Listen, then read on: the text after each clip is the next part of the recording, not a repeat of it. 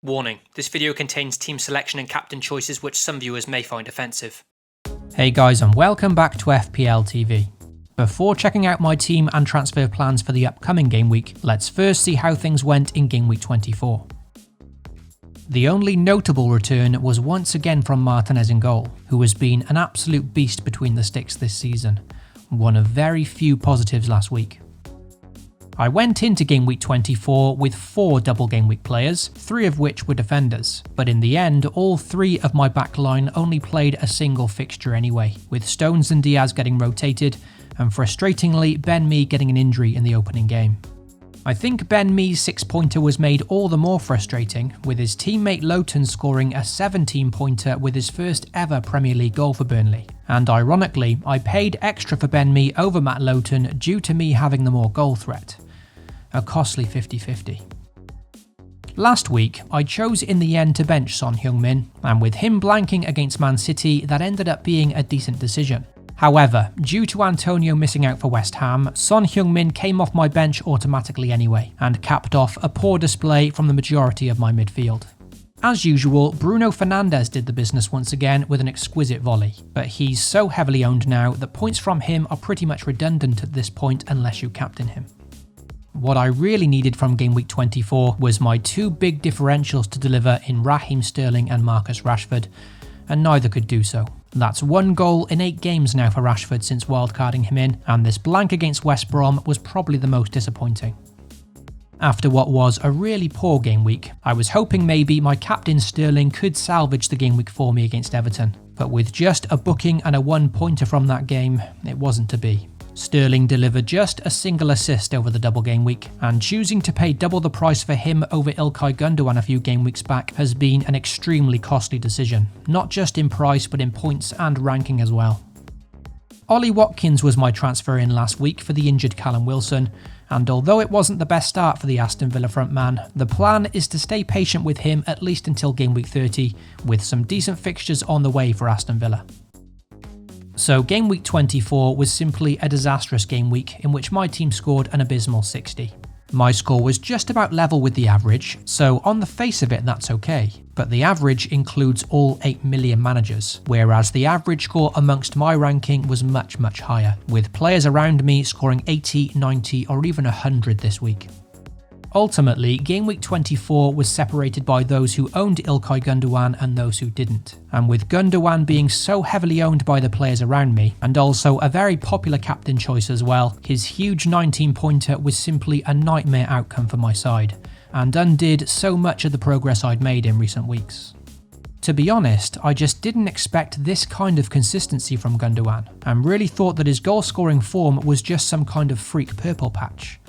But he continues to deliver, and choosing not to buy him has really been detrimental to my season. It's a demoralising red arrow down to 370k, and my dreams of a top 10k finish this season have probably been put to bed with this one. So let's try to recover by moving on to game week 25 now, and check out some potential transfer targets as well as my current team lineup. Also, if you enjoy the content here at FPL TV, then be sure to leave a like and most importantly get subscribed. You can also hit the notification bell so you always know when a new video goes live. The plan this week was to target a Leeds player for game week 25, ahead of their double game week against Wolves and Southampton next, so it's likely that either Stuart Dallas or Rafinha will come in this week. In terms of transfers out, it'd be one of my West Ham players making way, with either Soufal for Dallas or Souček for Rafinha. The Hammers now have a much more difficult run of fixtures over the long term, and notably no double game week on the horizon for them. With 2 free transfers available, ideally I'd only like to use one of them this week if possible, and then head into game week 26 with 2 free transfers, which leaves me a bit more flexible when the big double game week is announced for game week 26.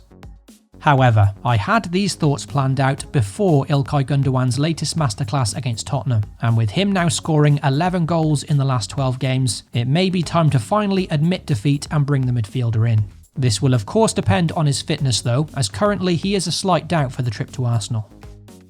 With 3 Man City players already in my squad, this means I'd have to drop one of them in order to bring Gundogan into the side. So I'd have to either sell John Stones for Stuart Dallas this week, thus freeing up that third Man City slot, or simply downgrade Raheem Sterling to Gundogan and free up a significant amount of cash along the way.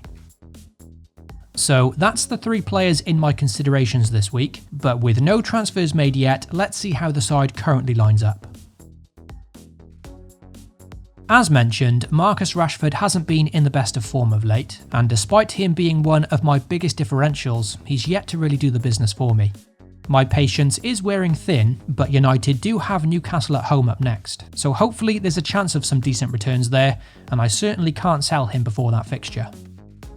Following Ben Mee's injury in the double game week last time out, he should now be fine to start for Burnley in a decent fixture at home to West Brom, and hopefully he can make up for some of those lost points here. As things stand, I've got 2 City defenders away to Arsenal this week, and despite the Gunners sticking 4 goals past Leeds last time out, I still think a chance of a clean sheet is decent here for Man City, especially considering Arsenal's poor record against the other Big Six. With that said, if Stuart Dallas does come in for Soufal this week, then I'll probably bench John Stones to accommodate him. Because I think City have a decent chance of a clean sheet this week, then buying Dallas does bring me another benching headache, so perhaps moving Souček onto Rafinha instead is the more straightforward transfer this week. Rafinha has been in superb form lately, returning points in each of the last 5 game weeks, and I think he has the bigger upside over the next 2 fixtures, and also offers me a bigger differential at just 5% ownership. On the bench this week, it's only Antonio that I'm concerned about, because if he is past fit, then I can see him scoring against Tottenham. His record against the London rivals is actually quite impressive, and it's usually a game that he gets fired up for. If there's a hint of Antonio starting, then it's likely I'll play him over Souček this week, providing I don't transfer in Rafinha, because Antonio's underlying stats far outweigh those of his teammate Souček. For the captaincy this week, for me it's between 2 players, and Patrick Bamford seems like the obvious option with a double game week at his disposal. Neither Wolves or Southampton are in the best defensive form at the moment, so I like Bamford's chances against both of these teams this week. During the last game week, I had a similar dilemma of either captaining a double game week player in Sterling, or just sticking with the reliable Fernandes despite only having a single fixture. In the end, Fernandes outscored Sterling in 1 game, and with Newcastle at home up next for Bruno, he still remains a strong consideration of mine in what looks to be a very nice fixture. Even so, there's always a bit more excitement in captaining a double game week player, and that's likely why I'll leave it on Bamford for game week 25.